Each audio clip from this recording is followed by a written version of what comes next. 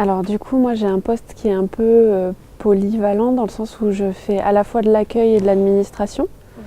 Donc du coup, mon poste est séparé en deux. Il y a une partie de la journée où je vais être en bas à l'accueil et je vais être chargée d'accueillir toutes les personnes qui se présentent à Paloma, de leur vendre des billets, de répondre au téléphone, de gérer donc tous les retransmissions d'appels, etc.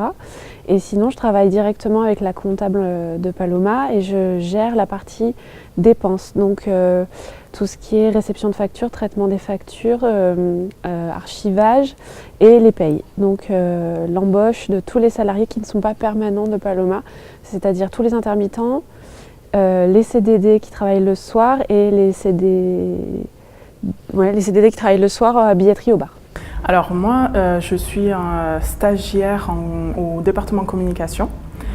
Donc je m'occupe de tout ce qui est diffusion.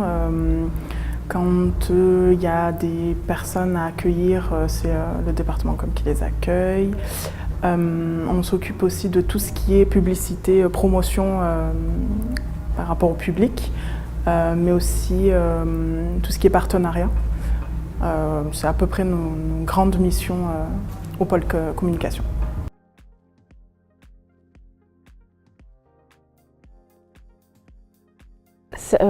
En artiste, ça va être compliqué de vous dire, mais on a une moyenne de 90 dates par an. On travaille avec aussi des associations. On a en règle générale un artiste tête d'affiche par date et après ça peut aller de 1 à 3 premières parties. Ça va dépendre des plateaux, ça va dépendre de plein de choses. Donc au moins 90 artistes par an, après je pourrais pas vous dire exactement.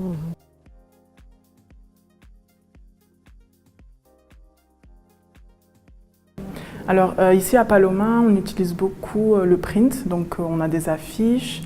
On a aussi, cette année, on a investi pour avoir une publicité sur un bus.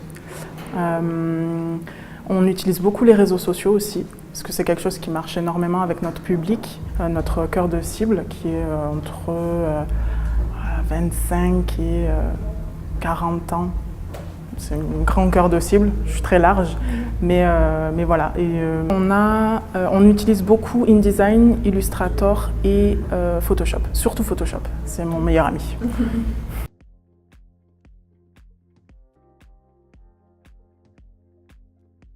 Contraintes, voilà, les contraintes qu'on peut avoir, c'est par exemple pour une annonce de date.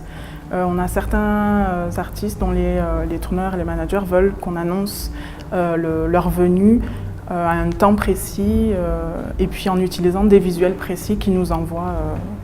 Voilà, et on doit aussi utiliser les kits promo envoyés par le management de l'artiste et pas par exemple prendre une photo sur internet par exemple.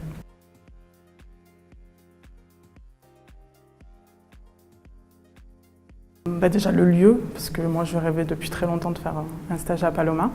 Et puis c'est vraiment de pouvoir accéder au backstage, entre guillemets, de pouvoir voir ce qui se passe dans une salle de concert.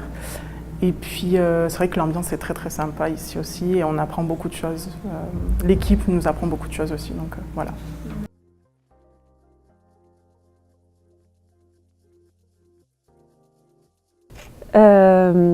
Qu'est-ce que il y en a tellement. Une que j'aime bien raconter, parce que à chaque fois ça fait halluciner mes copains, c'est que quand au tout début où je travaillais à Paloma, on a accueilli Stromae en résidence, qui était venu donc construire son spectacle qui a fait le tour du monde après. Et c'était à l'album où il y a Papa Outé, ouais, c'est Racine Carré, ouais. Et donc du coup, en fait, il a débarqué ici avec tout son staff artistique, etc. Et notamment sa mère et son frère. Et en fait, une fois, quelqu'un s'est désisté au catering et donc on m'a dit est-ce que tu veux aller manger avec lui? Et donc du coup, je me suis retrouvée à manger avec Stromae, sa mère, son frère, voilà. Et du coup, c'était hyper chouette parce que quand ils sont repassés aux arènes un an après, ils nous ont invités à aller voir le spectacle et du coup, on est allé le rejoindre après dans les loges pour boire un coup avec lui. Et du coup, quand je regarde l'artiste que c'est devenu, le tour du monde qu'il a fait, etc., je me dis c'est incroyable que j'ai pu partager un repas avec lui, c'était juste énorme, quoi. Voilà.